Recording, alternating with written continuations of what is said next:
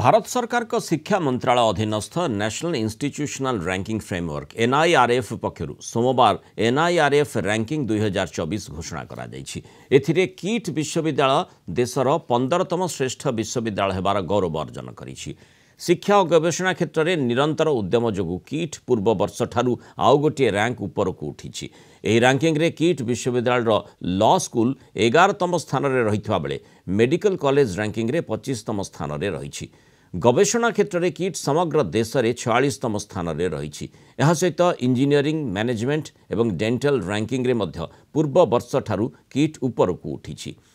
यही सफलतार संतोष व्यक्त करी कीट और किस प्रतिष्ठाता डॉक्टर अच्युत सामंत कहते एनआईआरएफ रे कीट आउ एक स्थान उपरकू उठा निश्चित भाव कीट्र गुणात्मक शिक्षा गवेषणा और सामग्रिक शिक्षा को सूचित करुछि।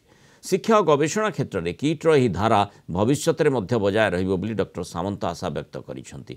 कीट मात्र 27 वर्षर अनुष्ठान और 20 वर्षर विश्वविद्यालय होइतबा बेले एही सफलता कीट विश्वविद्यालय एक उल्लेखनीय सफलता बोली डॉक्टर सामंत कहिसेंति।